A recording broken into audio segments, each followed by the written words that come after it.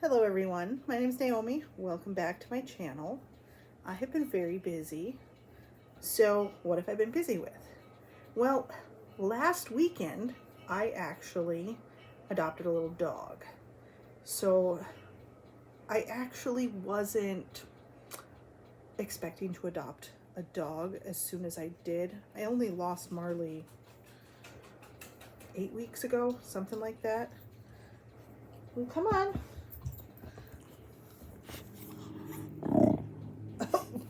Come here. Back up. Back up. I'm actually making Toby a little blanket with wool because he's my good boy. But I adopted him a week ago, and he's fit in so well in this house. He's a miniature schnauzer. He's 5 years old. He's the sweetest boy on the planet. And so this week has been all about spending time with Toby, walking Toby, getting to know Toby. So my life, my world has pretty much revolved around Toby this week. And I am so incredibly thankful for this little guy. He makes my heart happy. He's so good. Yeah, so good. Now, because I've been so focused on Toby, I haven't got as much crocheting done. I have been crocheting less because he mostly wants my attention and wants to snuggle. So my crocheting has been a little bit slow. I can normally work up a blanket, a little granny square blanket, fairly quickly, but it's slow going on this thing. And it's slow going on this thing. Is this gonna be for you? It is. Oh, you've got ugly dog food breath. Yes, you do. But it's been a little slow. But hopefully I will be sharing more things that I'm crocheting soon. It's time for me to start thinking about Christmas gifts. I don't know if you guys have started to think about Christmas yet, but it is time to start crocheting stuff for Christmas. So when I am done with this little blanket for Toby and a wrap that I'm making for a coworker, I'm going to jump into starting Christmas stuff. He's so good. So good. I'm so happy with this little boy. He is like the sweetest, most cuddly little dog ever. When I got him, I'm just going to tell you the story. So it was a little over a week ago. It was a Friday. I went to the shelter. Oh, Toby, you're blocking the camera. Come here, Toby. I went to the shelter and I was looking specifically for a Labrador. Well, I walked through that shelter. They had so many pit bulls. And the only one that I saw that wasn't a pit bull or a pit mix was this little guy. And he looked like a little mop. He was quite a mess. And I asked to see him. And I went outside in the yard to interact with him and play with him and get to know him. And the girl that worked at the shelter said that he absolutely was not a good match for a home with children. So he's bad with children, or he's afraid of children or something. And I rejected Toby. And I told her that because I have a grandchild coming in the spring, I had said, you know what, I probably shouldn't adopt a dog that's not good with children. There's no children in my house. A dog that's not good with children would probably be a fine fit for my household. But I was thinking ahead of, when grandbaby visits. So I rejected Toby.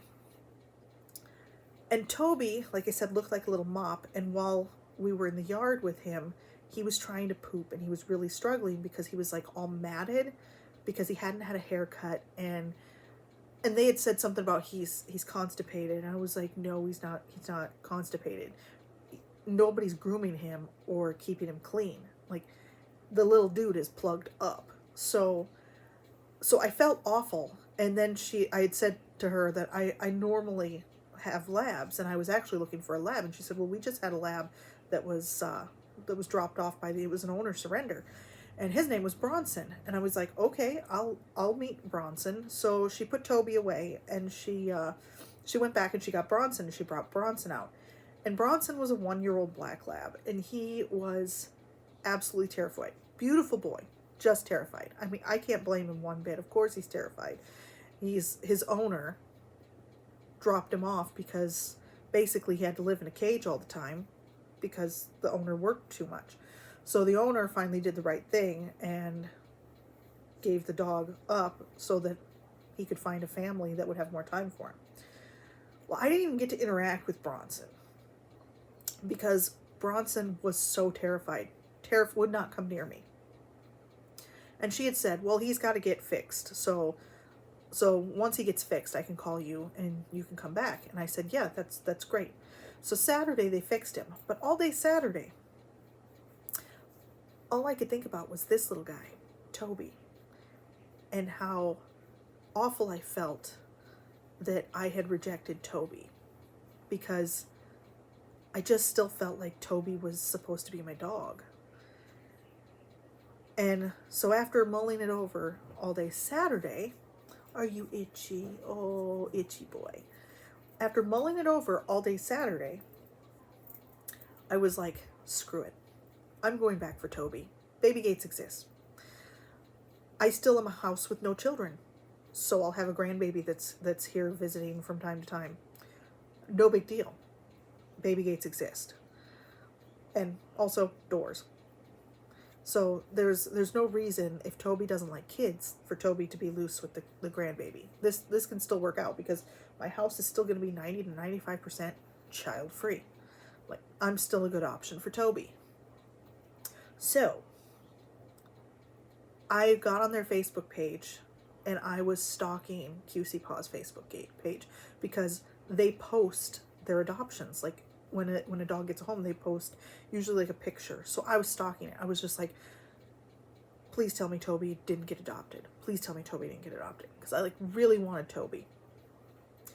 Their posts that evening after the shelter closed about their adoptions did not include Toby. There's a whole bunch of cats that got adopted, but not Toby. So I was like, oh, thank God. Like, when they open at noon on Sunday, I will be there and I am going to go get Toby.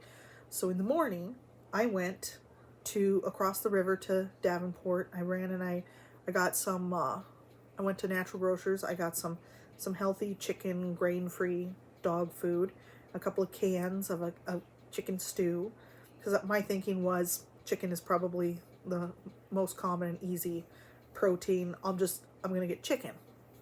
So I got chicken food and then I got a leash and a collar, the little collar that he's wearing right now.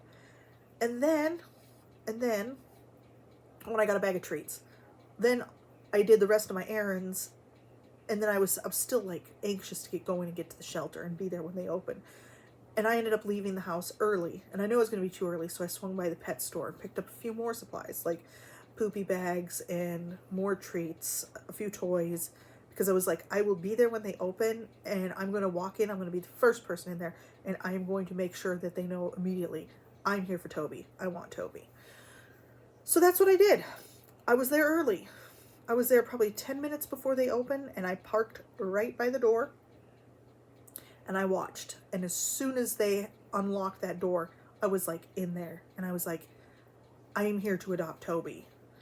And so a guy was gonna help me, and he went to the back, and he was like, okay, I'll have Toby come meet you in the yard. I'm like, no, I already did this Friday.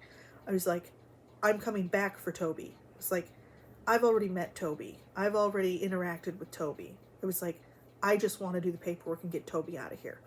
So he was like, oh, okay. So I started the paperwork. He grabbed the paperwork off of Toby's kennel, and we went and we started the paperwork, and then they sent a girl back to get Toby after I was done with the paperwork, paid the fee and everything. And they told me he's a mini schnauzer. And I didn't believe it at first, because the little dog looked like a mop. He literally looked like a little mop. And I was like, that does not look like a mini schnauzer. Like, they're crazy. That's not a mini schnauzer. But anyway, I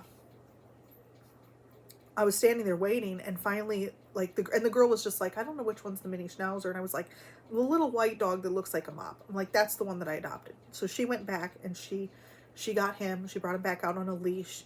And then she stopped, and she was like, well, there's a problem with his butt. And I was like, he's messy. I get it.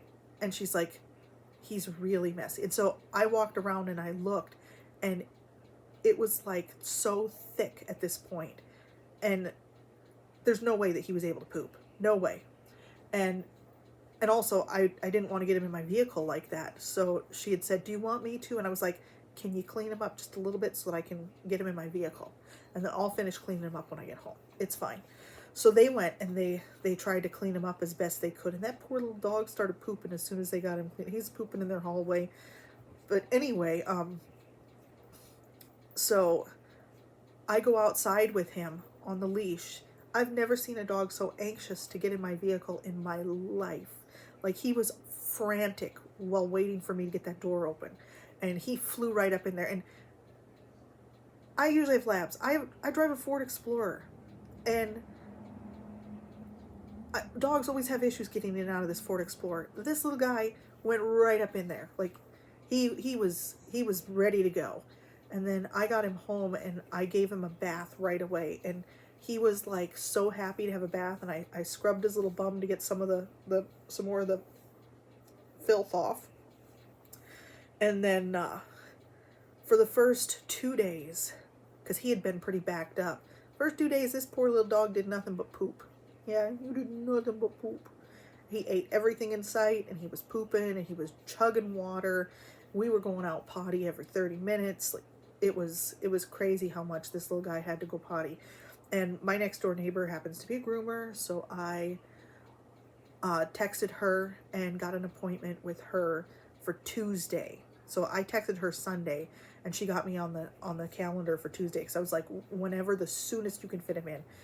I'm like, this little guy, it's kind of an emergency. I'm like, he needs a haircut bad.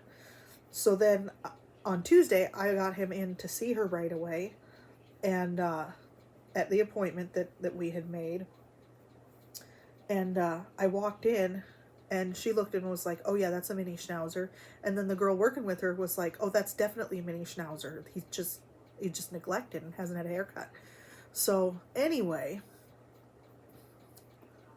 I dropped him off, and it took them an hour and a half to clean him up. And then I went back to pick him up, and it's like, oh goodness, yes, that is a mini schnauzer. And like I said, he's 5 years old. He's 28 pounds. He seems to be a fairly healthy little guy, happy little guy. So happy to have a family. He sleeps in my bed. I've got 3 dog beds for him. I've got toys. I've got all the stuff that a little dog could ever need. And he's getting spoiled absolutely rotten. But he sleeps in my bed, even though we've got 3 dog beds. He prefers to be with the people. He's a people dog. He's a very social little guy. But anyway, that is my Toby story. And like I said, right now what I'm working on is trying to work up quick a granny square blanket just for Toby. And it doesn't have to be very big. It basically just has to be like a baby blanket size. Because he's just a little guy, aren't you? Come here. Let's let them see your face. Look at that. Look at that handsome face. We gotta wash your face, yeah. That's my Toby. This is my new baby. And I'm happy to have skipped the puppy phase. I'm very pleased with this little guy. And he is such a great member of this family. But thank you for watching, and I will talk to you guys next week when I make a video again.